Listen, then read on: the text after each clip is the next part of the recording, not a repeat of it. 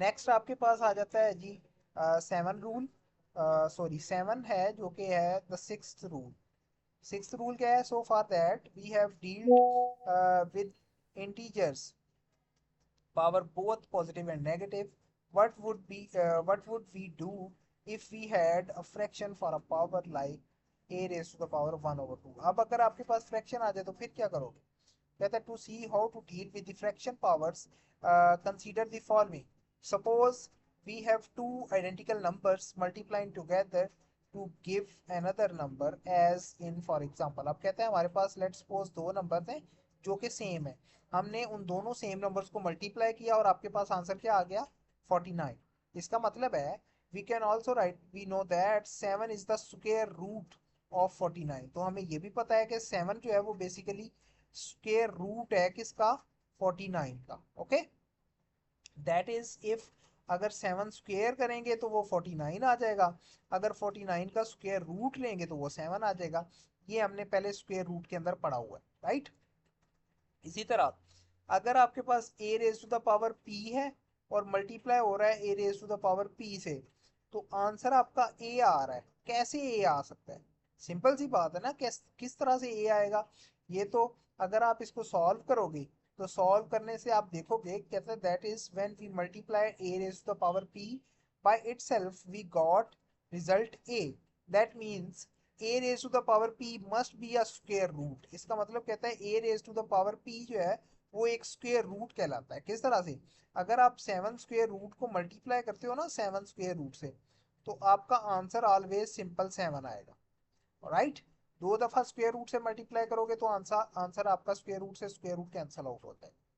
कहता है कैसे होगा? This means that a raise to the power p must be a square root. However, look at the another way, nothing that a is equals to a raised to the power 1, and also that from the first rule a raised to the power p multiply a raised to the power p। अब अगर आप देखो तो a raised to the power p multiply a raised to the power p using the first rule क्या होगा? Powers add up हो जाएंगी क्योंकि बेसिस सेम है। तो ये बन जाएगा a raised to the power p plus p, that will becomes a raised to the power 2p। we see that if a raised to the power p multiply by a raised to the power p is equals to a, so in this case a raised to the power 2p is equals to, इस a को हमने लिख लिया a raised to the power 1, right. इस side को हमने solve किया तो इसका आंसर क्या आ गया? Using the first rule that is a raised to the power 2p। और इस साइड पे पावर कुछ नहीं थी तो अगर हम पावर 1 भी लिख दें तो कोई मसला तो नहीं होगा ना। a raised to the power 1 जो है वो ऑलवेज a ही आता है। तो हमने लिख लिया a raise to the power 2p is equals to a raise to the power 1। अब बेसिस दोनों साइड पे सेम है, हमने बेसिस को कंपेयर किया तो आपने दोनों के एक्सपोनेंट्स या दोनों की पावर्स को लिख लिया, that will becomes 2p is equals to 1। क्योंकि बेसिस दोनों की सेम थी, हमने उन दोनों बेसिस को कैंसल आउट कर दिया। आपके पास अब जस्ट पावर्स बची, तो ये आपके पास क्या आ गया? 2p is equals to 1। अब अगर आप p को एलिमिनेट करो तो आपके पास क्या आ जाएगा? p 1/2। अब बेसिकली p क्या था? p तो a की पावर थी, तो इसका मतलब a की पावर आपके पास 1/2 आ गई। अगेन दूसरे a की पावर भी 1/2 आ गई। अब 1/2 को तो आप स्क्वायर रूट भी लिख सकते हो। तो जो मैंने आपको पहले बताया कि 7 square root multiply by 7 square root is equal to 7, इसी तरह a square root multiply by a square root is equal to a। तो ये आपके पास आंसर आ गया। तो यहां तक अगर कोई कंफ्यूजन है तो आप मुझे बता सकते No. हैं। Any problem in this sixth rule? That's very easy. No. अगर आपको दोबारा से ये भूलता है तो ये मैं इसको अपलोड कर दूंगा, आपने इसको दोबारा से देख लेना है और रिवाइज कर लेना है। ओके, बिल्कुल सिंपल Okay. वर्डिंग में लिखा हुआ है। उसके बाद नेक्स्ट है G simplify. Similarly a raise to the power 1/3 है, वो जो है वो स्क्वायर क्यूब रूट बन जाएगा। अगर a raise to the power 1/4 है तो ये फोर्थ रूट बन जाएगा। अगर a raise to the power 1/q है तो ये क्यूथ रूट बन जाएगा। ओके, अब ये कुछ एग्जांपल्स हैं। कहता है work out the following examples, what do you mean by 16 raise to the power 1/4? तो 16 रेज टू द पावर 1/4 का मतलब है for this we need to know that the number when multiplied together 4 times gives 16। आपने वो number find करना है जिसको multiply करने से 4 टाइम्स मल्टीप्लाई करने से 16 आ रहा है। तो हमारे पास वो नंबर 2 है। टू करने से आपके पास 16 आता है। इसका मतलब अगर हम 16 का 1/4 लेंगे या आप 16 का फोर्थ रूट लोगे तो आपका आंसर जो है वो 2 आएगा। अंडरस्टैंड? इसी तरह कहता है what do you mean by 81 raise to the power 1/2। अब आपने वो नंबर फाइंड करना है जिसको आप 2 टाइम्स मल्टीप्लाई करो या अपने साथ ही मल्टीप्लाई करो तो आंसर जो है वो 81 आ जाए। तो ऐसा कौन सा नंबर है? That is 9। तो इट मींस दैट के 81 स्क्वायर रूट जो है वो ऑलवेज इक्वल्स टू किसकी आ जाएगा? 9 के। Square root of 81 is equals to 9। यहाँ तक कोई इशू है तो मुझे बताओ। नो। उसके बाद एग्जांपल है, कहते हैं 243 raise to the power 1/5 what is the number when multiplied together by 5 times gives us 243। अब कहते हैं हमने वो नंबर फाइंड करना है जिसको आप 5 टाइम्स मल्टीप्लाई करो और आंसर आपका जो है वो 1/5 आ जाए। तो सिंपल सी बात है, आपके पास जो है वो 3 ऐसा नंबर है जिसको 5 टाइम्स मल्टीप्लाई करो तो आपका आंसर जो है वो 243 आता है। तो इसका मतलब है कि अगर 243 का फिफ्थ रूट लोगे तो आपका आंसर 3 आ जाएगा। ओके? यस। इस तरह से कहते हैं notice in doing this how important is to be able to recognise that factors numbers and made up of. For example it is important to able to recognise that अगर 2 raise to the power 4 है तो इसका मतलब 2 को आप 4 times multiply कर रहे हो और आंसर आपका 16 आ रहा है। अगर 16 is equal to 4 raise to the power 2 है इसका मतलब 4 को आप 2 टाइम्स मल्टीप्लाई कर रहे हो और आपका आंसर 16 आ रहा है। इसी तरह 9 को आप 2 टाइम्स मल्टीप्लाई कर रहे हो और आपका आंसर 81 आ रहा है।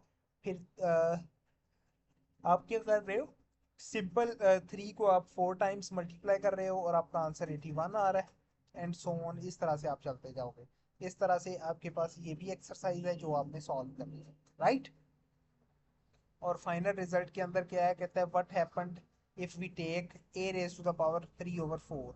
अगर 3/4 हम कर लें तो ये आप कर सकते हो कि 1/4 को लेता। अब देखो 3/4 है ना, इसको आप लिख सकते हो 1/4 मल्टीप्लाई बाय 3।